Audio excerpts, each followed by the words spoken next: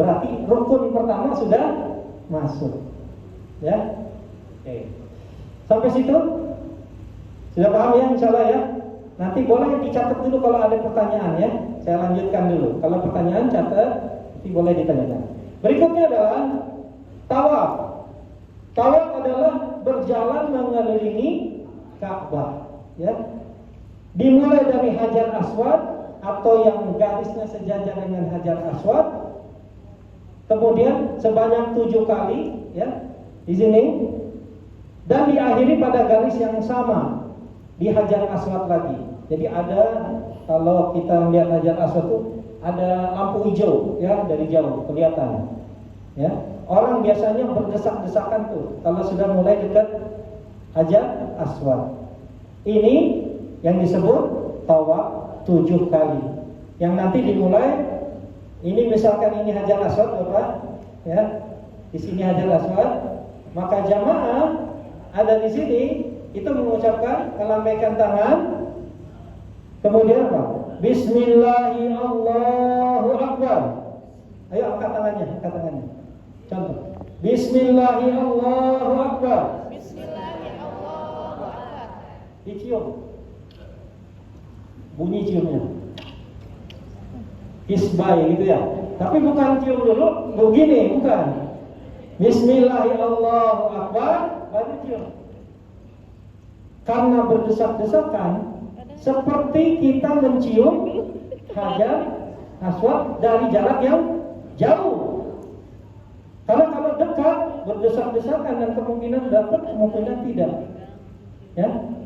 Kalau zaman dulu, zaman Nabi masih kosong sedikit, maka setiap orang mau mulai cium Hajar Aswad, keliling lagi, putaran kedua Hajar Aswad. Bahkan Nabi SAW pada saat putaran berikutnya bisa menggunakan tongkat, ya, untuk mencium Hajar Aswad, tongkatnya dicium. Jadi kalau tangan Bismillahirrahmanirrahim dicium sebagai tanda bahwa kita sudah mencium Hajar Aswad. Itu kalau dalam sholat itu takbiratul ihramnya itu memulai tawaf dengan Bismillahirrahmanirrahim, ya. Oke, Bapak Ibu ada yang belum duduk silakan. Kemudian pada saat berputar, ya, nanti bertemu dengan namanya rukun Yamani. Rukun Yamani itu adalah satu rukun sebelum Hajar Aswad kalau ada saat putaran, ya. Nah, di situ kita juga mengucapkan istilah Bismillahirrahmanirrahim, tapi tanpa dikecup, ya, hanya mengucapkan Bismillahirrahmanirrahim. Nanti kemudian ada doa Rabbana atina fid dunya hasanah wa fil akhirati hasanah wa qina adzabannar. Di antara rukun Yamani sampai rukun Hajar Aswad. Sampai rukun Hajar Aswad, Bapak Ibu mengangkat tangan lagi, mengucapkan Bismillahirrahmanirrahim. Berarti sudah satu putaran. Terus berputar lagi, ya, sampai ke Hajar Aswad berikutnya Bismillahirrahmanirrahim. Berarti sudah 2 putaran. Terus sampai 7 putaran. Maka setelah itu tawafnya selesai. Dilanjut. Ya, syarat-syarat orang yang mau tawaf, ya, orang mau tawaf itu ada syaratnya. Yang pertama adalah suci badan dan pakaian dari hadas kecil dan hadas besar. Kalau hadas besar, insya Allah Bapak Ibu nanti mandi wajib dulu, ya. Jadi sebelum ihram biasanya kita sunahkan, ada kesunahannya mandi ihram. Itu mandi hadas besar, menghilangkan hadas besar. Jangan sampai apa? Kalau seorang yang punya hadas besar, sholatnya pun tidak sah. Harus mandi wajib, ya. Mandi ihram salah satunya mandi besar untuk menghilangkan hadas besar. Nah, bagi orang yang tawaf syaratnya harus bersuci, punya wudu. Kalau tidak ada wudu maka tawafnya tidak sah. Nah, bagaimana kalau tengah-tengah putaran Bapak saya buang angin, batal? maka dia harus keluar dari tempat tawaf untuk berwudu lagi. Setelah itu teruskan sisa putarannya. Ini kalau batal.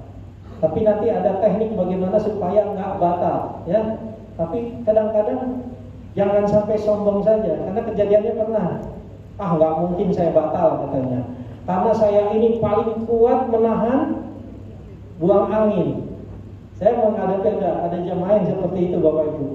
Jadi saya pun nggak mengerti waktu itu kenapa dia batal terus. Ternyata dia cerita dia seorang ahli ibadah. Ini saya ceritakan sebagai pelajaran buat kita semua, ya. Saya ini sering itikaf, kalau Ramadan itikaf, kalau ini tahan beberapa jam nggak buang angin, gitu kan? Tawaf 7 kali nggak bakal saya buang angin, gitu. Ada sombong dalam dirinya, saya nggak bakal buang angin katanya. Yang terjadi apa? Berapa putaran nggak ketahan anginnya keluar. Apakah anginnya berdering atau anginnya bergetar, gitu ya? Tergantung. Pada saat keluar dia batal. Dia menyadari ini dia harus keluar dari area tawaf. Dia keluar. Berapa putaran lagi keluar lagi. Sampai setelah umroh dia berapa kali keluar, baru tuh setelah selesai umroh cerita kenapa ya saya katanya biasanya saya itu kuat nahan angin katanya. Kok lagi tawaf saya pengennya buang angin terus. Nah, saya dari kata-katanya saja sudah bisa menangkap. Jangan sombong di tempat Allah. Sekecil apapun kesombongan, Allah munculkan yang seperti ini, repot kita. Lebih bagus gini, la haula wala quwwata illa billah. Sehebat apapun kita, kalau Allah mau, itu luar biasa, ya. Jangan sombong di rumah Allah, karena dimunculkan efeknya dampaknya. Ada jamaah yang saya udah tahu, saya udah berkali-kali datang ke Mekah katanya, kan? Pokoknya pulang, nanti saya pulang sendiri, saya udah tahu jalannya. Nah, lama-lama ini makan pagi nggak ada, makan siang nggak muncul. Yang terjadi apa? Ini kemana?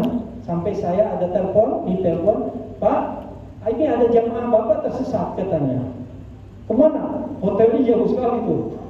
Kenapa tersesat? Oke, selesai. Ya, oke, kita jemput pakai taksi. Jauh Pak tersesatnya. Setelah dijemput, dia bicara, saya tuh hafal banget tempat ini, karena saya berapa kali datang ke sini. Oh iya, sehebat apapun Bapak, berapa kali pun Bapak pernah ke sini, kalau timbul sombong, saya ingin tahu, maka dibikin blank, nggak tahu, lupa dia pulang. Maka nggak boleh sombong di sana. Mohon maaf, ya, tidak ada kesombongan sedikit pun pada saat kita berada di Baitullah, bagi tawaf dan sebagainya, ya. Oke, Bapak Ibu yang muliakan Allah. Yang kedua apa? Menutup aurat, ya. Pakaian ihram sudah menutup aurat, alhamdulillah, ya. Jadi jangan sampai nanti ibu-ibu terutama rambut-rambutnya keluar, ya. Harus betul-betul masukin ke dalam, karena rambut ini kan aurat, Bapak Ibu, ya. Untuk khusus. Terus kemudian nanti cara menggunakan ihram akan lebih padat lagi. Niat tawaf umrah. Jadi pada saat mau tawaf, diniatkan saya niat tawaf umrah. Biasanya pembimbing akan mengajak, Bapak Ibu kita berniat yuk. Rukun kedua, kita akan tawaf. Saya berniat tawaf umrah karena Allah Ta'ala. Cukup dengan bahasa Indonesia, saya niat tawaf umrah. Kemudian baru masuk ke Hajar Aswad, kemudian mengucapkan salam, istilah Bismillahirrahmanirrahim. Akbar. Yang keempat adalah tawafnya harus di dalam masjid, Bapak Ibu, ya. Kalau di luar masjid jauh banget itu. Tawaf bisa di lantai di depan Baitullah, bisa juga di lantai 1, di lantai 2, bahkan ada yang di roof paling atas, ya. Cuman Bapak Ibu kalau bisa di bawah, kalau nggak kuat, karena kalau di atas, ya, di lantai 2, 3 kita pernah nyoba karena saking penuhnya, Ternyata apa? Satu putaran itu 1,4 kilometer putarannya. Jadi kalau 7 kali putaran, ya, ini yang agak berat itu siapa? Pembimbing. Doanya udah habis itu, tapi masih aja jalan. Ya. Kalau di bawah itu kurang lebih sekitar itu kan panjangnya Ka'bah itu kurang lebih 11 meter dan 12 meter. Jadi kalau putaran pun nggak nyampe setengah kilo itu, nggak nyampe 500 meskipun agak melambung. Tapi kalau di atas satu kali putaran 1,4 kilo atau dikali 7 jadi 9,8 kilo. Bisa ada yang bengkak gitu, ya, karena putarannya cukup lebar. Jadi ini harus di dalam masjid. Bagi bapak ibu yang tidak mampu untuk berjalan, sekarang sudah ada mobil untuk tawaf. Satu mobil ada isi 7 orang, ya, 7 orang. Jadi di depan satu, di dua. Nanti tawaf, muter itu, tapi di lantai 2,5, ya, di atas. Bagi yang tidak mampu, ya, kadang-kadang kalau tidak mampu dipaksakan malah tumbang nanti di jalan. Ya. Untuk yang mampu, manfaatkan kaki, karena setiap langkah kaki menjadi pahala buat bapak ibu. Ya. Kemudian berikutnya adalah 7 kali putaran, mulai dari Hajar Aswad dan berakhir di Hajar Aswad. Jangan korupsi ya Bu, Allah Maha tahu. Nggak ada yang tahu, saya 6 aja deh, udah gitu. Nah, itu berarti nggak sah. Ya. Jangan diminta diskon 5 aja deh. Gitu. Atau sudah ketinggalan. Ini ada pernah kejadian. Dia tawafnya harusnya misalkan 7 kali, 6 kali dia baru tawaf, ya, karena ketinggalan. Terus dia kalau ngaku nggak enak, katanya, karena ingin bareng-bareng dengan yang lain, dia nggak ngaku bahwa tawafnya belum selesai. Bahkan ada yang buang angin, nggak ke belakang, nggak wudhu dulu, terus ikutan tawaf tuh. Udah buang angin, udah batal kan harusnya, ikut tawaf sampai selesai, ikut sa'i, terus tahallul sampai hotel bilang, tadi itu saya sebetulnya buang angin katanya. Terus tapi takut ketinggalan katanya. Nah ini pentingnya manasik nih. Kalau buang angin, terus udah potong rambut lagi kan? Apa yang terjadi? Bapak itu belum selesai rukun umrohnya. Bapak harus kembali menggunakan kain ihram, kemudian kembali ke Ka'bah untuk melaksanakan tawaf 7 kali. Sa'i lagi, terus kemudian tahallul. Terus Pak, saya udah potong rambut, saya udah mandi, katanya, udah pakai sabun, wangi-wangian. Siapa? Dam, karena dam. Nah ini yang salah siapa nih? Orangnya tidak ngaku, terus terang aja Pak. Oh saya batal, tolong ditunggu, gitu ya. Harus seperti itu. Karena satu putaran saja tawaf tidak terlaksana, itu rukunnya tidak terlaksana, bisa umrohnya tidak sah. Jangan bicara mabrur lah, sahnya aja enggak gitu. Kalau orang yang sah itu bisa mabrur, bisa enggak. Tapi kalau enggak sah, udah jelas tidak mabrur.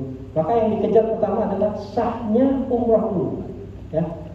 Ini yang berbahaya, pernah ada kejadian jamaah haji sudah pulang ke Indonesia baru bilang, saya waktu tawaf ifadahnya kurang 1 putaran katanya. Ini dosa siapa ini gitu.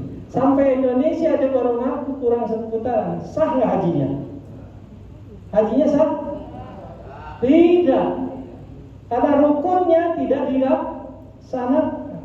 Walaupun hanya 1 putaran, karena harus 7 putaran. Maka dari itu serius Bu, kalau udah ini kita bukan hanya jalan-jalan, ikuti aturan yang Allah tentukan. Ya.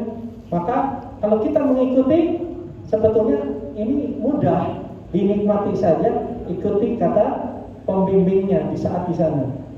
Jadi kalau batal, ngaku aja saya buang angin, saya mau wudhu lagi, karena tempat wudhu ada di sekitar area Ka'bah, dekat di situ. Ya, tinggal nanti ada yang mengantar. Oke, ini mengenai syarat-syarat